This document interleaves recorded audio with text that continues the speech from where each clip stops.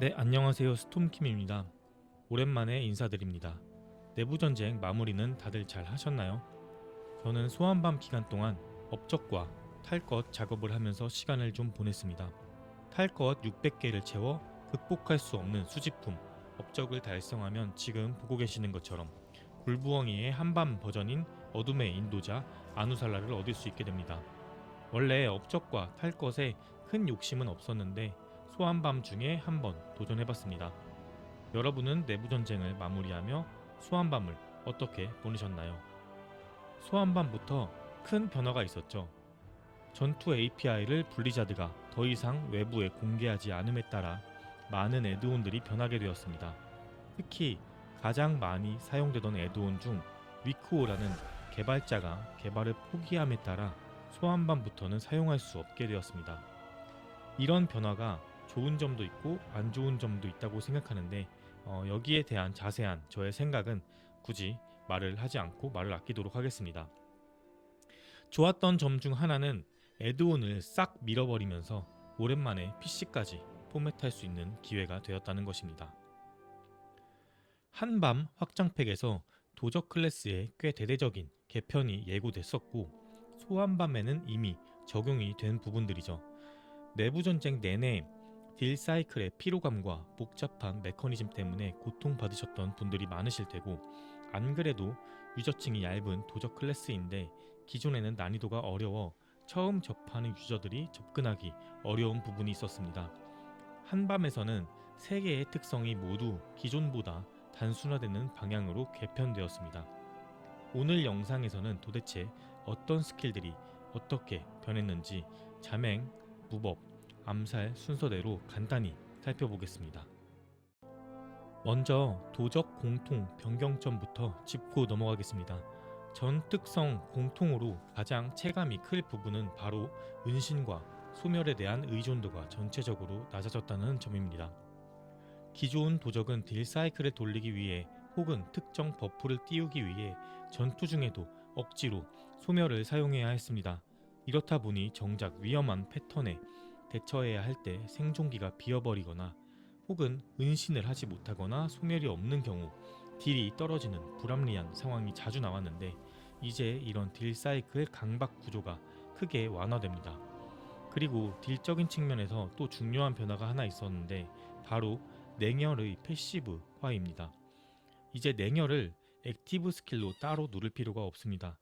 연계 점수를 생성하는 공격이 치명타로 적중하면 다음 냉혈 효과를 얻게 되고 이로 인해 다음 마무리 일격이 무조건 치명타로 적중하게 됩니다.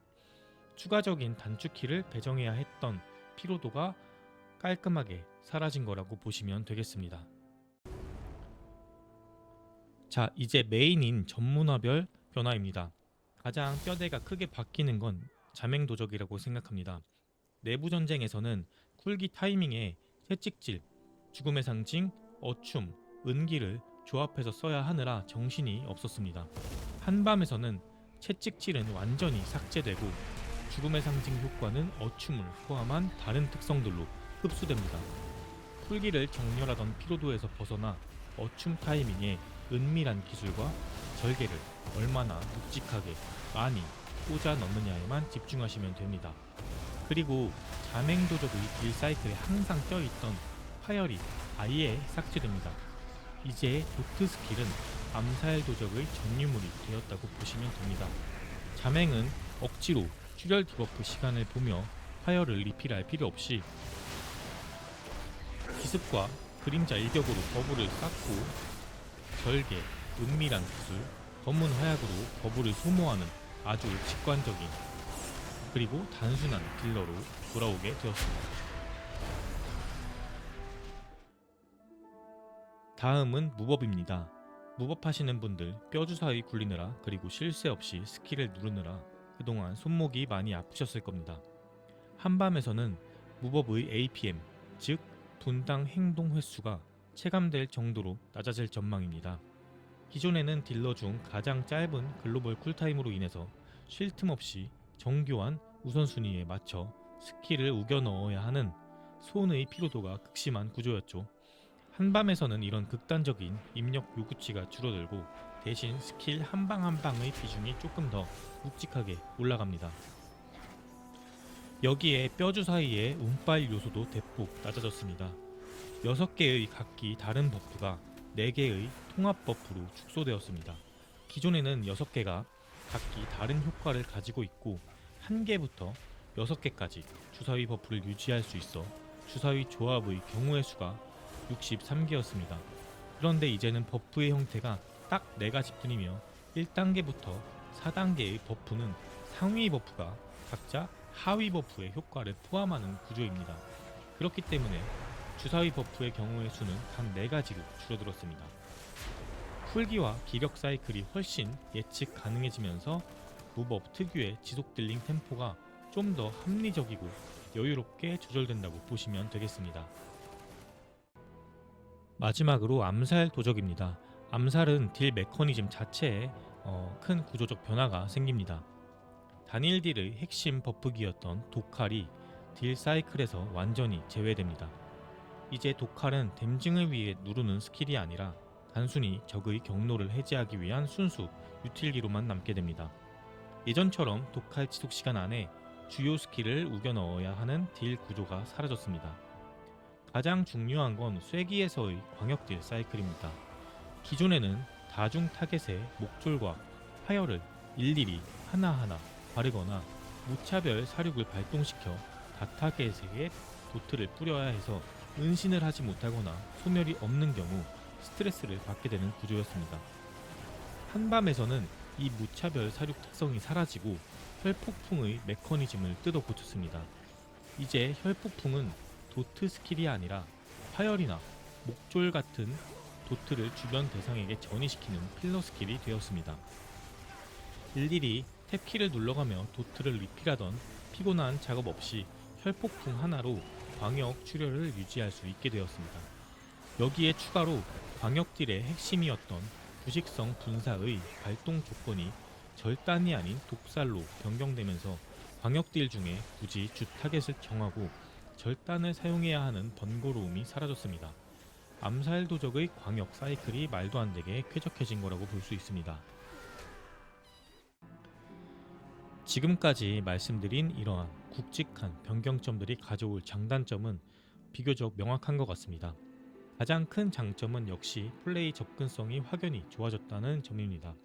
안 그래도 와우에서 가장 인구수가 적은 클래스 중 하나가 도적인데 진입 장벽이 낮아지면서 새로운 도적 유저들의 유입을 충분히 유발할 수 있을 것으로 봅니다. 하지만 단점도 뚜렷합니다. 기존에 도적을 깊게 파시던 분들에게는 직업 특유의 재미가 많이 없어졌다고 느낄 수 있습니다. 자맹의 경우 짧은 시간 안에 여러 쿨기를 정교하게 우겨넣어 폭딜을 터뜨리는 그 특유의 손맛이 많이 사라졌고, 무법은 빠른 템포로 쉴 새 없이 스킬을 연속해서 누르던 구조가 조금 밋밋하게 변했습니다. 암살은 광역 사이클이 편해지긴 했지만 여전히 전투 중에 기력이 허덕이는 근본적인 답답함은 남아있는 구조입니다. 만약 저한테 한밤에서 도적을 주력 캐릭터로 추천하냐고 물어보신다면 저는 추천드리지는 못할 것 같습니다. 왜냐하면은 지금 선행에서 플레이를 하신 해외 스트리머들도 평가하기를 레이드나 쐐기 모두에서 도적의 세계 특성이 모두 성능적으로 좋지 않다고 평가를 하고 있고요. 저 개인적으로도 재미가 많이 떨어지기 때문에 주력 캐릭터로 키우기는 아쉬움이 좀 많이 남는 상황인 것 같습니다. 하지만 부캐릭터, 서브 캐릭터로 키우기에는 접근성이 많이 좋아졌기 때문에 가볍게 키우시기에는 괜찮을 것 같습니다. 결론적으로 이번 한밤에서의 도적 개편은 기존의 빡빡하고 피곤했던 메커니즘을 덜어내고 진입 장벽을 낮추는 데 확실히 초점을 맞춘 것 같습니다. 파열이 없는 자맹, 피아노를 덜 쳐도 되는 무법, 탭키를 누를 일이 줄어든 암살까지 기존 도적의 하드코어한 플레이에서 재미를 느끼셨던 분들에게는 다소 호불호가 갈리는 패치가 될 수 있겠지만, 도적을 새로 시작해보고 싶으신 분들이나 서브 캐릭터로 가볍게 즐기실 분들에게는 꽤 반가운 변화가 아닐까 싶습니다. 오늘 준비한 한밤 도적 프리뷰 가이드는 여기까지입니다. 보시면서 더 궁금한 점이 있으시거나 여러분의 생각이 있으시다면 언제든 댓글로 남겨주시면 감사하겠습니다. 저는 신화팩과 소장판을 모두 구입했기 때문에 먼저 한밤으로 떠나보겠습니다. 다음 영상에서 더 좋은 내용으로 찾아뵙도록 하겠습니다. 다음 영상에서 뵙겠습니다. 감사합니다. 인사치레는 미뤄두죠.